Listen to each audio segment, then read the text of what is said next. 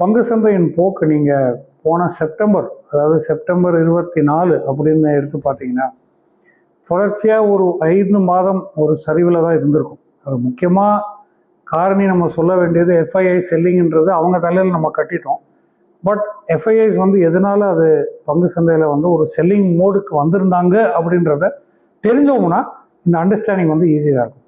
முக்கியமாக பார்த்தீங்கன்னா அது வரைக்குமே, அதாவது நீங்கள் கடந்த ஒரு வருஷம், அதுக்கு முன்பதான ஒரு வருஷம் நீங்கள் எடுத்து பார்த்தீங்கன்னா, இந்த செப்டம்பர் வரைக்குமே பங்கு சந்தையின் வேல்யூவேஷன், அதான் ரொம்ப முக்கியமான ஒரு வார்த்தை, valuation compared to stock price, அதாவது குறிப்பிட்ட ஒரு பங்கின் விலை compared to the valuation of that stock, இது ரெண்டுமே ஒரு பேலன்ஸில் இருந்தால் தான் அந்த விலை ஏற்றம் வந்து தொடர்ச்சியாக நிலைநிற்க முடியும் என்பதை நம்ம தெரிஞ்சு கொள்ள வேண்டும்.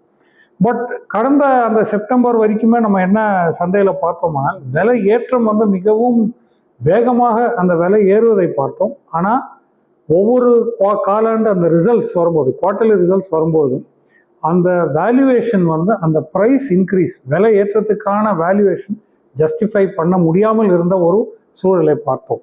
ஸோ இது வந்து ஒரு இம்பேலன்ஸை தருகிறது. அதாவது விலை ஏற்றமும் வேல்யூவேஷனுக்கும் ஒரு பேலன்ஸ் இல்லை என்றால் டெஃபினட்டாக நம்ம கொடுக்குற விலை, அந்த பங்கை வாங்குகின்ற அந்த ஒரு கொடுக்க வேண்டிய அந்த விலை மிகவும் அதிகமாக நமக்கு தெரியும். It becomes அன்ஜஸ்டிஃபைட். அது வந்து ஒரு ஒரு ஒரு ஜஸ்டிஃபை பண்ண முடியாத ஒரு ப்ரைஸை கட்டி நம்ம இந்த பங்கை வாங்குகிறோம். பங்கு சந்தை ஏறிக்கொண்டே இருக்கிறது, என்னப்பா இனிமேல் எப்படி அப்படின்ற ஒரு நினைப்பில் இருக்கும்போது தான் இந்த இம்பேலன்ஸ் வந்து ரொம்ப போல்டாக நமக்கு தெரியாது. ஸோ இந்த இன்னும் தொடர்ச்சியாக அது 3 குவார்ட்டர் கிட்ட அந்த எஃப்ஐஎஸ் வந்து வெயிட் பண்ணி பார்த்தாங்க. பட் அந்த வேல்யூவேஷன்ஸ் வந்து இம்ப்ரூவ் ஆகலை. பொருளாதார வளர்ச்சி வந்து எக்ஸ்பெக்ட் பண்ணுற எதிர்பார்த்த அளவுக்கு இந்த வளர்ச்சி இல்லாத காரணத்தில், நம்ம நாட்டில் மட்டும் இல்லை பட் உலகம் எங்கும் அதுதான்.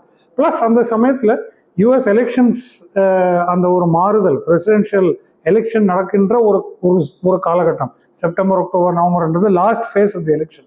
நவம்பரில் தான் அவங்க எலெக்ஷன் நடந்திருக்கு. ஸோ இப்படி இருக்கக்கூடிய ஒரு சூழலில் ஹை வேல்யூவேஷன்ஸ், ப்ரைஸ் வந்து ஜஸ்டிஃபை ஆகலை, எலெக்ஷன் டைம், பொருளாதார வளர்ச்சி உலகமெங்கும் இல்லை, இப்படி என்று இருக்கும்பொழுது டெஃபினட்டாக கவலை, அச்சம், இவ்வளோ முதலீடு செய்கின்ற அந்த முதலீட்டாளர்கள், அது நமக்கே இவ்வளோ கவலையாக இருக்கும்பொழுது அந்நிய முதலீடுகள் இவ்வளோ கோடிக்கணக்கில் ரூபாய் முதலீடு செய்யும்பொழுது அவங்களுடைய கவலையும் அச்சமும் இன்னும் அதிகமாக இருக்கும்.